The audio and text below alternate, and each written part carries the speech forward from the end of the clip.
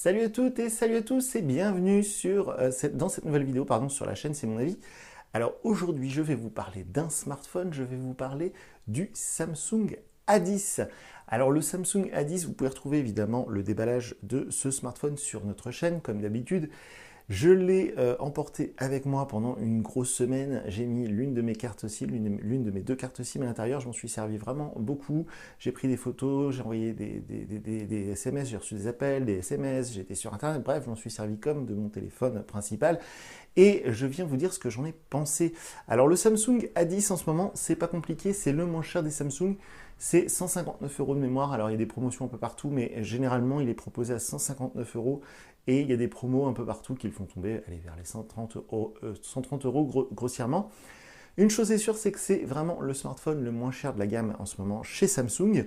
Et moi j'avais testé il y a quelques mois le Samsung A40, qui est beaucoup plus cher, qui est dans les 250 €, mais qui partage beaucoup de choses avec ce A10 parce que chez Samsung, pour une fois, ils ont eu une bonne idée, c'est qu'ils ont harmonisé leur gamme. Entrée de gamme, entre guillemets, vous savez, avant il y avait A3, A5, machin, on ne comprenait pas grand chose, surtout qu'il y avait des millésimes A3 2017, A3 2018, etc. C'était assez compliqué. Maintenant, c'est moins compliqué, c'est A10, A20, A40, A50, il y a même jusqu'au A80. Et ce A10, c'est donc l'entrée de gamme de chez Samsung, c'est le moins cher qu'on puisse acheter actuellement chez Samsung. Alors, autant vous le dire, j'ai été agréablement surpris par ce téléphone. La dernière fois que j'ai testé un Samsung, c'était donc le A40.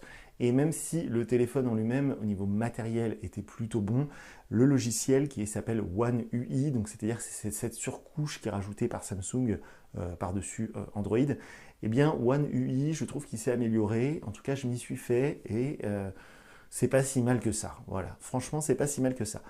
Donc ce Samsung A10, vous avez sans doute vu notre vidéo de déballage, si ce n'est pas le cas, je vous encourage à le faire. C'est un smartphone qui est assez grand, qui est même très grand. J'ai été bluffé que sur un smartphone vraiment entrée de gamme chez Samsung. Alors, il existe beaucoup moins cher, qu'on soit très clair. Vous pouvez trouver du bon smartphone en ce moment vers les 99 €, en dessous de la barre des 100 €. Mais là, c'est vrai que pour un smartphone aux alentours des 100, 150 €, l'écran est vraiment grand. Ça, c'est le truc qui m'a surpris en premier.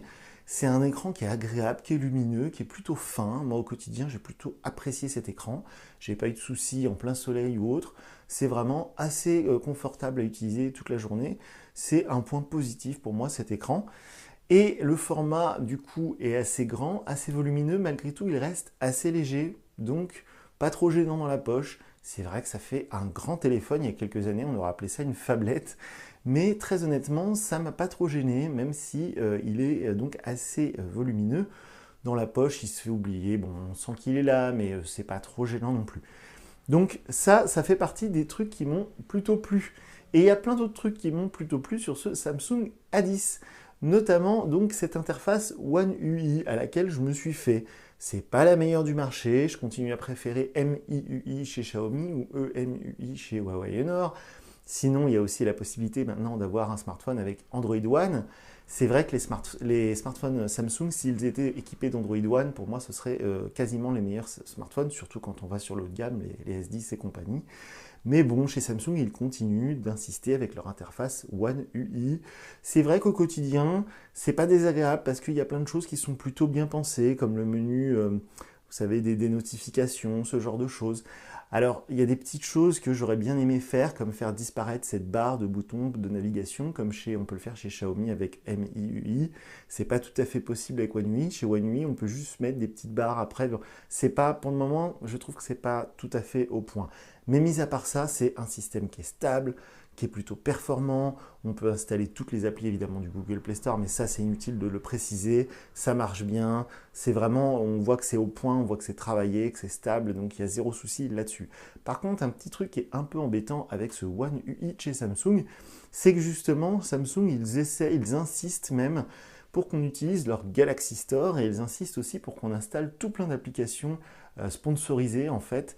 Et quand on démarre le téléphone pour la première fois, avant de nous retrouver donc sur le bureau, on a une sorte d'assistant qui nous conseille d'installer, mais il y en a beaucoup, je crois qu'il y a une vingtaine d'applications qui sont précochées. Si on ne fait pas attention, on clique sur suivant, ça nous installe tout plein de saloperies, des jeux, des machins qui ne servent à rien.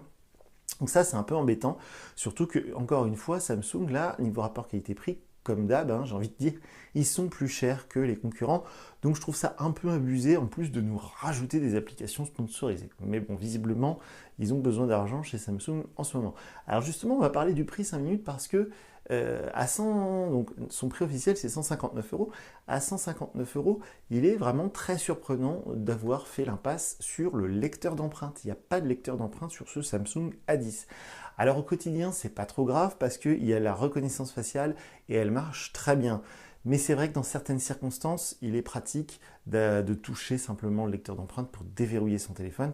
Là, malheureusement, ce n'est pas possible sur ce A10. C'est possible sur le modèle qui est juste au-dessus, qui s'appelle le A20 et qui est proposé à 30 ou 40 euros de plus. Alors voilà, c'est un peu dommage. D'ailleurs, il n'y a pas non plus de NFC, donc vous ne pourrez pas faire de paiement sans contact avec ce A10. Et comme je l'avais dit dans la vidéo de déballage, c'est du micro USB, c'est pas de l'USB type C. Par contre, on a un design plutôt premium avec cette petite encoche pour la caméra selfie. Et parlons justement des caméras. Les photos sont correctes, elles sont utilisables, elles sont pas folles, elles sont pas fantastiques, mais elles sont voilà, tout à fait utilisables. Il y a quelques années, un capteur comme celui-ci, on l'aurait retrouvé sur un mobile à 250 euros. Alors aujourd'hui, maintenant, on a des très très bons capteurs sur des mobiles à partir de 200 euros, comme sur le fameux Xiaomi Redmi Note 7, qui a un capteur 48 mégapixels. Vraiment très performant. Donc du coup, c'est vrai qu'à 50 euros de moins sur ce A10, si vous avez un copain à côté de vous qui a un Redmi Note 7, quand vous allez prendre la même photo de la même soirée ou du même objet, vous allez bien vous rendre compte que votre capteur photo n'est pas aussi performant que le sien. C'est un peu dommage, mais franchement, c'est utilisable pour les réseaux sociaux. À chaque fois, on me demande, est-ce que pour Snapchat, ça suffit? Oui, ça suffit pour Snapchat. Vous pourrez faire des filtres et toutes ces bêtises-là, il n'y a pas de souci. Niveau performance, j'ai vraiment pas été gêné. J'avais peur que ce soit un peu lent parce que c'est vrai que c'est pas un foudre de guerre. Je vous conseille d'aller voir la fiche technique. Je vais vous mettre le lien juste sous la vidéo. C'est pas le smartphone le plus performant du marché actuellement, mais au quotidien, j'ai vraiment pas eu de problème. C'est fluide, c'est utilisable. Toutes les applications que j'ai installées se lancent plutôt vite. Ça fonctionne bien pour les vidéos YouTube. Le grand écran est vraiment très confortable. Par contre, il y a un truc qui est très embêtant quand on regarde des vidéos, c'est que le seul haut-parleur, il est à l'arrière du téléphone, il est ici. Ça, c'est vraiment, je trouve, très choquant en 2019 de voir encore ce genre de choses. Même sur les smartphones, il n'y a pas longtemps, j'ai testé un Arcos qui est proposé à 99 euros. Et même sur un smartphone comme ça, on n'a pas le haut-parleur à l'arrière. Donc ça, pour moi, c'est vraiment un gros défaut. Alors, sauf si vous ne comptez pas utiliser le haut-parleur, si vous ne comptez utiliser que des oreillettes ou un casque, là, il n'y a pas de problème. Mais sinon, au quotidien, quand on regarde des vidéos, c'est vraiment pénible parce que quand on met le son à fond, eh bien, le son, il part derrière l'appareil, il ne vient pas vers nos oreilles.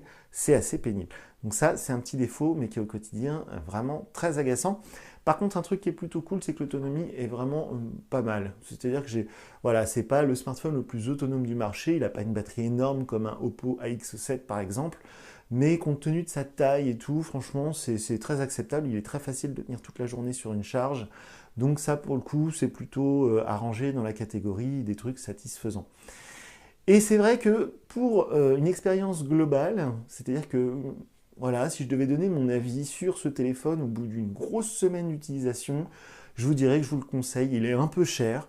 Pour le même prix, vous pourrez trouver un peu mieux. Mais si vous voulez du Samsung et si vous avez un budget très serré, c'est un smartphone qui est vraiment complètement convenable. Quand vous allez le sortir en soirée, visuellement, esthétiquement, c'est très acceptable. Ça fait pas du tout cheap, ça fait pas du tout entrée de gamme. Là, cette espèce de bleu très profond, un peu gris, c'est pas moche. Les seuls trucs qui seront vraiment peut-être un peu gênants au quotidien, c'est la qualité des capteurs photo, c'est peut-être cette histoire de haut-parleur à l'arrière, et le fait qu'il n'y ait pas de lecteur d'empreintes. Mais sinon, très honnêtement, même si j'ai eu un petit peu de mal au début avec cette interface One UI, eh bien au final, au bout d'une semaine, j'aime bien ce téléphone. Voilà, il y a des téléphones que j'ai appréciés beaucoup moins que celui-ci à utiliser.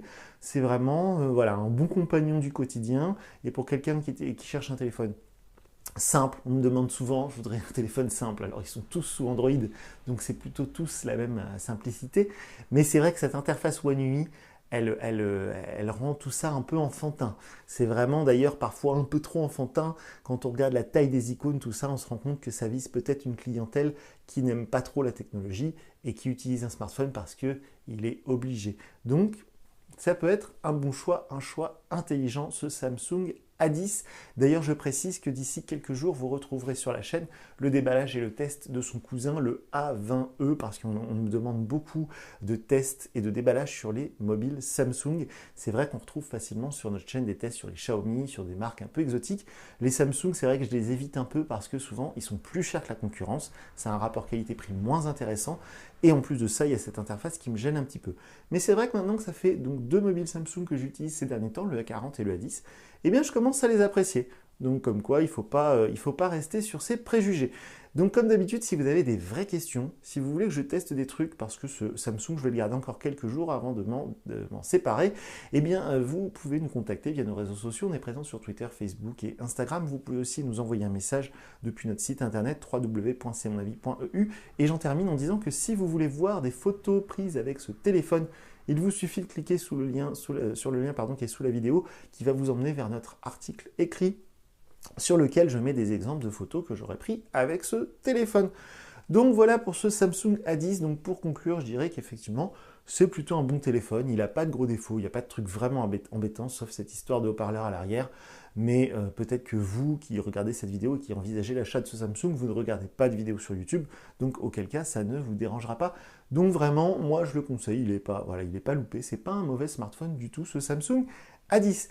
Donc voilà, bon, c'est tout pour moi pour aujourd'hui, pour cette vidéo, pour ce test du Samsung A10. Moi je vous dis à très bientôt pour une nouvelle vidéo sur la chaîne. Salut!